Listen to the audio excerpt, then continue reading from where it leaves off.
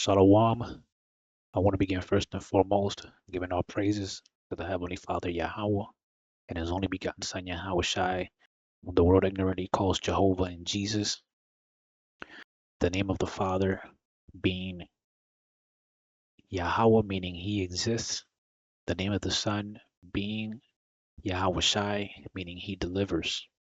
I want to give all praises in the ancient Hebrew tongue while facing the east. Call halal, la, Yahweh, Ba'ashem Yahweh Shai, Ba'ashem Rakak Kwatash, Barakata Yahweh, Barakta Yahweh Shai, the water, Yahweh Ba'ashem Yahweh Shai, Ba'ashem Rakak Kwatash. Double honors to the apostles, to the elders of Yasharala, Greatmillstone, Shalom, to the 144,000 and the elect of the nation of Israel, who are today the descendants of the slaves, identified as so-called African Americans, so-called Hispanics, Latinos, and so-called Native Americans. My name is Maka'ala, and today I just want to talk about the famine caused by the collapse of the economy. Revelation 6, verse 6. And I heard a voice from among the four living beings say, a loaf of wheat bread or 3 loaves of barley will cost a day's pay. And don't waste the olive oil and wine. All right, and in that verse in the Greek, okay, it says denarius, right, for the day's pay. And it says right here, a denarius was equivalent to a laborer's full day's wage. Okay, so that means that in the future, in the very near future, the economy is going to get so messed up. All right, people are going to have to work for an entire day just to be able to buy a loaf of bread, man. All right, like a small amount of food. All right, and we can already see how these things are going to happen, man. They're going to be caused by war, all right, by oil prices going up, all right, and then the domino effect that all of that is going to cause.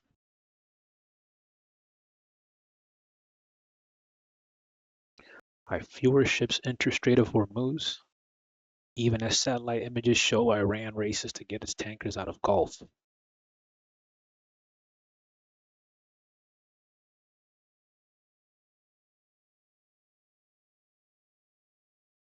According to vessel tracking data compiled by Bloomberg, the 5-day rolling average of vessels above 10,000 deadweight tons showed a decline in ships sailing through the strait into the Gulf since Israel and Iran started exchanging missile strikes a week ago.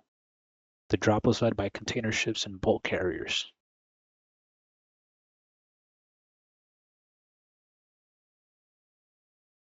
Of the ships entering, oil tankers are showing little impact so far, with about 40 to 44 of the vessels still sailing through the space in both directions.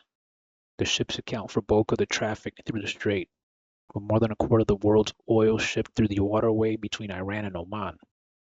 Movements by liquefied petroleum gas and liquefied natural gas tankers also remain close to the usual combined total of 7 to 9 ships a day. All right, but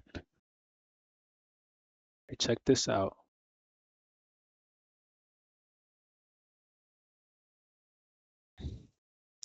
Right, tanker rates surge.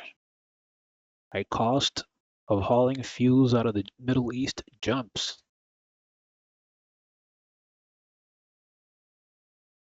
It says if that artery is blocked for whatever reason, it has a huge impact on global trade.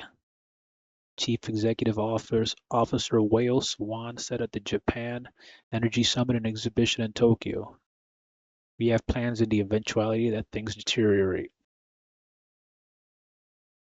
So look at how much that's gone up since the thing started. All right, it's like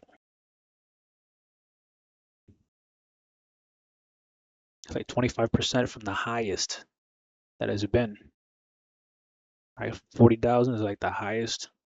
Right now it's well above 55,000. $55,000 a day. This is a day. And why are oil prices so high? Impact of geopolitics on oil prices.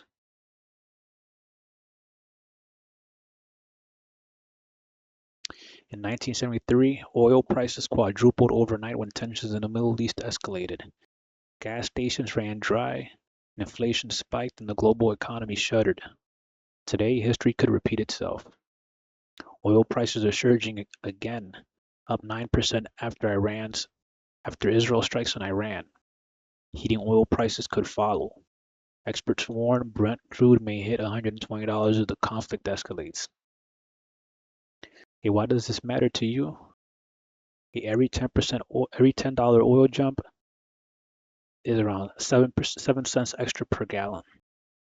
20% of the world's oil flows through the Strait of Hormuz. Iran could block it. Higher oil prices equals higher inflation, delaying Fed rate cuts. And it says $120 scenario. How bad could it get? JP Morgan's energy analysts are warning that oil prices could hit $120 per barrel as this conflict escalates. Like, here's their playbook of scenarios. So I'm gonna go straight to 120. It says Iran blockades the critical shipping lane. 20% of global oil supply gets choked off. Economic crisis spreads worldwide. A probability of that is 5%. But really, we know it's going to be 100% because according to prophecy, this war is going to happen. Right, so if this war happens, they're definitely going to blockade those shipping lanes. All right, this is it's going to affect a whole bunch of things: regional supply chains, refinery capacity.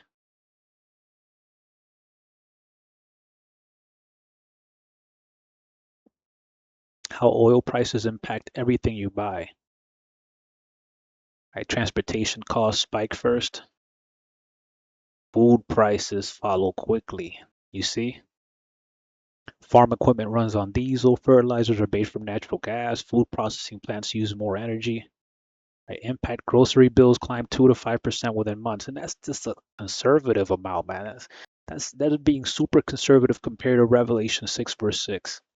All right, what's gonna eventually happen, man, is that people are gonna have to bust their asses a whole day just to be able to buy a loaf of bread, man. Just to be able to buy a simple amount of food. So it's gonna be a famine, man. A war caused famine, right? A famine induced artificially. So I'm gonna just end it with this. 2 Ezra 16 verse 19. Behold, famine and plague, tribulation and anguish are sent as scourges for amendment. And so the Lord is gonna be punishing the world with famine. All right, this is basically a punishment, man, for the world, for the wickedness that's seen in the world. All right, all around the world. And unfortunately, you know, if the Lord is not dealing with you, right, that famine is gonna take you, man. But like it says in Isaiah, the the elect of the Lord, they're gonna eat, right? They're gonna drink, they're gonna be merry, right? But the rest of the world is gonna be asked out, and it's gonna be better for them to die by the sword than die of famine, die of hunger, right? Because they that die from the sword die immediately, all right? But they that die of hunger, they, that's just suffering. All right, so I'm gonna leave it there. I hope the video is edifying. Shalom.